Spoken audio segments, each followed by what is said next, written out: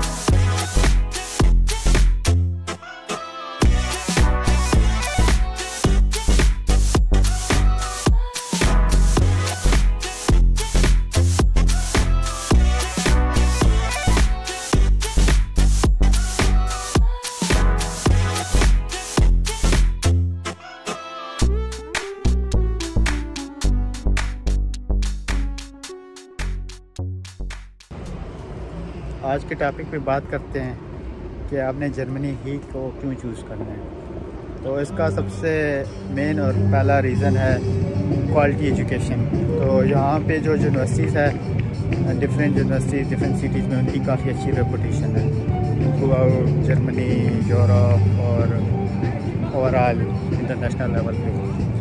तो अगर यहाँ से अगर डिग्री आप कर लेते हैं तो इसकी बहुत वास्ट होती है। और फर्दर उन्होंने फिर यूनिवर्सिटीज़ को 3 कैटेगरीज में भी डिवाइड किया हुआ है कि आप रिसर्च बेस्ड कोर्स लेना चाहते हैं, आप टेक्निकल यूनिवर्सिटी में जाके पढ़ना चाहते हैं, या फिर आप उन यूनिवर्सिटीज़ को चूज़ करते हैं जो यूनिवर्सिटीज़ इंडस्ट्रीज़ के साथ मिलकर काम करती हैं। तो ये प्योर आप पे डिपेंड करता है। दूसरा और इम्पॉर्टेंट रीज़न फ्री एजुकेशन। तो यहाँ पे जो यूनिवर्सिटीज़ है उनकी कोई फ़ीस नहीं होती, तो आपको सेमेस्टर बेस कुछ कंट्रीब्यूशन फ़ीस देनी होती है। और उसमें फिर ये होता है कि जो आपकी पब्लिक ट्रांसपोर्ट होती है वो फ्री होती है। उसके बाद एक पास मिल जाता है, उस बेस पे आप विद इन सिटी आप ट्रैवल कर सकते हो, कोई टिकट लेने की ज़रूरत नहीं पड़ती। उसके बाद आप यूनिवर्सिटीज़ के कुछ कैफ़े होते हैं, वहाँ पे भी डिस्काउंट आपको मिलता है अगर आपके पास वो वाला कार्ड हो, सेमेस्टर टिकट जिसको बोलते हैं। इसके बाद अगर मैं अपनी यूनिवर्सिटी की बात करूँ तो 217, जब मैं आया था तब 202 और उसके बाद अब 217 फ़ीस हो गई है पर सेमेस्टर। इसको सेमेस्टर कंट्रीब्यूशन कह लो आप। और एक और मेरा फ्रेंड है, उससे मेरी कुछ दिन पहले बात हुई थी, तो वो बता रहा था कि उसकी 137 जो कि पाकिस्तान के 40,000 भी नहीं बनते उसकी फ़ी है मंथली, और उसमें फिर ये पब्लिक ट्रांसपोर्ट है, ये सारी चीज़ें फ्री होती हैं। तो ये एक दूसरा मेन रीज़न है यहाँ पे आने का। एक और मेन फैक्टर है वो जॉब्स का है कि स्टडी के दौरान आपको एक अलाउ होता है काम करना। दूसरा ये है कि आपको इजीली पार्ट टाइम जॉब यहाँ पे मिल जाती हैं, आप इंडिपेंडेंट होते हो, आपको घर से कोई ख़र्चा वगैरह नहीं मंगवाना पड़ता। तो स्टूडेंट को 20 आवर अलाउ होते हैं। उसके बाद स्टार्ट में भी आपको रेस्टोरेंट में जॉब्स करनी पड़े या फिर डिलीवरी की जॉब्स करनी पड़े, लेकिन बाद में हर बंदा जहाँ पे टेक्निकल जॉब कर रहा होता है। जैसे कि मैंने खुद स्टार्ट में रेस्टोरेंट में काम किया था, उसके बाद मुझे आईटी में जॉब मिल गई थी, मैंने अलाहाबाद आईटी में जॉब की थी। तो ये हर स्टूडेंट की कहानी है, लेकिन ये है कि यहाँ पे स्टार्ट में पार्ट टाइम जॉब्स ईज़िली मिल जाती है। चौथे नंबर पे आती है ट्रैवलिंग। और सच बताऊं तो मैं यहाँ पे आया भी ट्रैवलिंग के लिए था, तो मुझे ट्रैवलिंग करना बहुत पसंद है।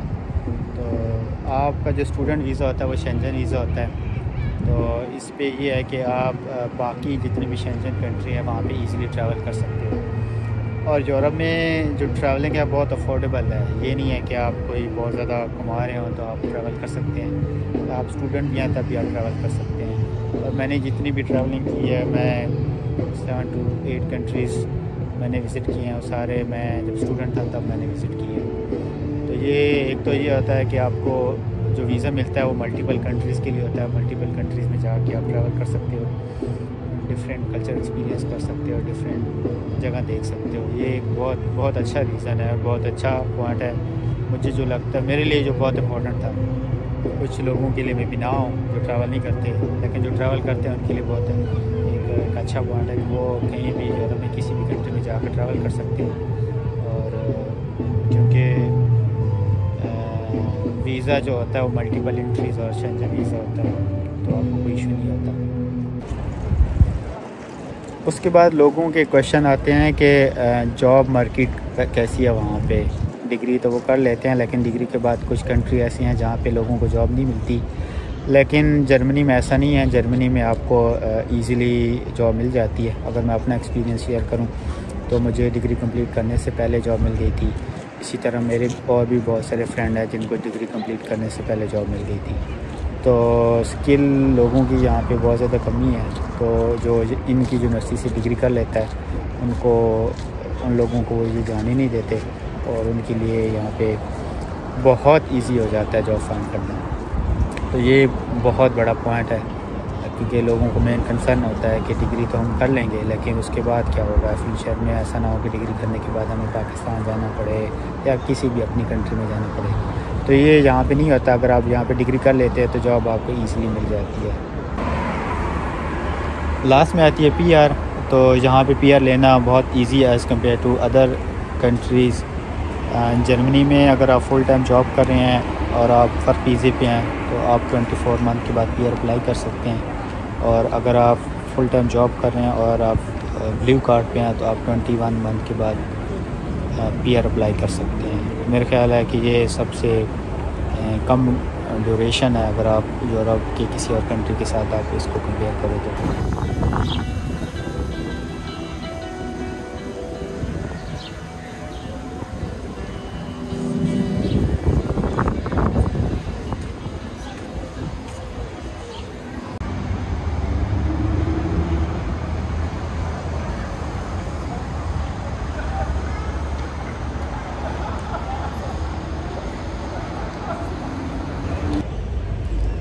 जर्मनी आना इतना मुश्किल काम नहीं है, आप इजीली आ सकते हैं यहाँ पे।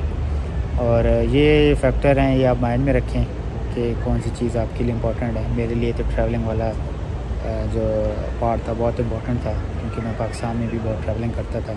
जहाँ पे भी मैं जब स्टूडेंट था तो मैंने बहुत ज़्यादा ट्रैवलिंग की, अभी भी मैं करता हूँ। तो ये चीज़ मेरे लिए बहुत इम्पोर्टेंट थी तो इसलिए भी मैंने जर्मनी में अप्लाई किया। तो आप देख सकते हैं कि कौन सी चीज़ आपके लिए इम्पोर्टेंट है।